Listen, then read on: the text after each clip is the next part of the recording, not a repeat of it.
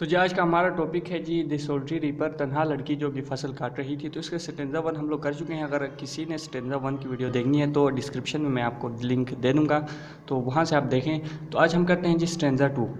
तो स्टेंजा 2 की शुरुआत है। स्टेंजा 2 करने के लिए आपको स्टेंजा 1 में पहले क्या कि शायर ने बोला, तो उसकी एक समराइज़ मैं आपको जल्दी से बता देता हूँ कि शायर ने बोला कि उस लड़की को देखो जो कि तन्हा एक फसल काट रही है और वो एक जेंटल और प्यारी आवाज़ में गुनगुना रही है, और उसकी जो आवाज़ है ना वो बहुत ही ज़्यादा प्यारी है। और शायर वहाँ पर रुक चुका है और शायर उसका बखूबी जायज़ा ले रहा है उस लड़की की आवाज़ का, और अपने अल्फाज में शायर लिख रहा है।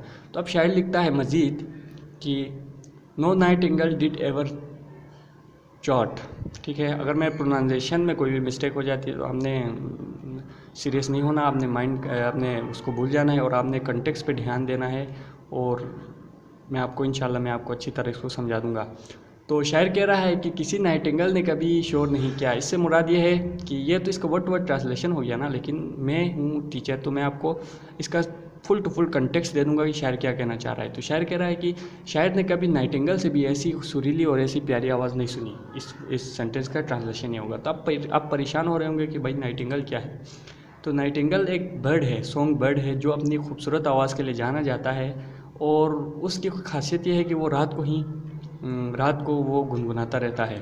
तो शायर ने यहाँ पर कंपेयर किया उस लड़की की आवाज़ को नाइटिंगेल के साथ कि, और बोला कि यार नाइटिंगेल से भी मैंने कभी इतनी प्यारी आवाज़ नहीं सुनी थी। More welcome notes to the weary bones.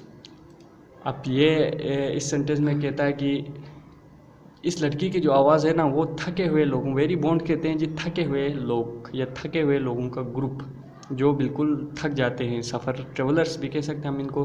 तो जो थके हुए लोग होते हैं ना उनको कहा जाता है जी very bonds bands.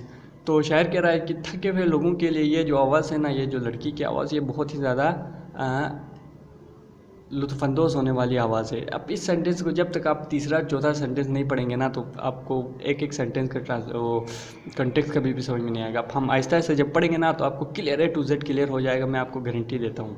Next sentence में हम लोग देखते हैं कि of travellers in some shady हॉर्न्स। अब देखें ना, सेंटेंस 2 और 2 का जो सेंस मजीद कंप्लीट कर रहा है 3। फॉर एग्जांपल 1 सेंटेंस 2 में कहा मोर वेलकम नोट्स, ये जो लड़की की आवाज़ है, ये जो थके हुए मुसाफिर हैं, थके हुए लोग हैं, इनके लिए किसी सायादार अड्डे की मानिंद है। ठीक है, अब देखते हैं फिर से एक दफ़ा कि more welcome notes to weary bands, ये जो लड़की की आवाज़ है ये थके हुए लोगों के लिए एक सायादार of travellers in some shady hunts, ये जो लड़की की आवाज़ है ये थके हुए मुसाफिरों के लिए एक सायादार अड्डे की मानिंद है।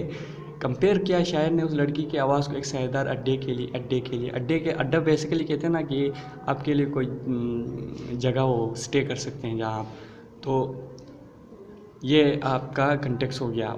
एमंग अरेबियन सैंड, अब अरब की जो सरज़मीन है वो गर्मी के यहाँ पर शायर ने उसका इस्तेमाल किया हुआ है कि तशबीह दी है कि अरब की जो सरज़मीन आपको पता है कि यार वो गर्मी के लिए जानी जाती थी, मुश्किलात के लिए जानी जाती थी। तो शायर कह रहा है कि अरब की जो सरज़मीन है उसमें इतनी मुश्किलात हैं, इतनी गर्मी है, इतनी मुश्किलात के बावजूद इस लड़की की जो आवाज़ है ना वहाँ के थके हुए मुसाफिरों के लिए एक सायादार अड्डे की मानिंद है।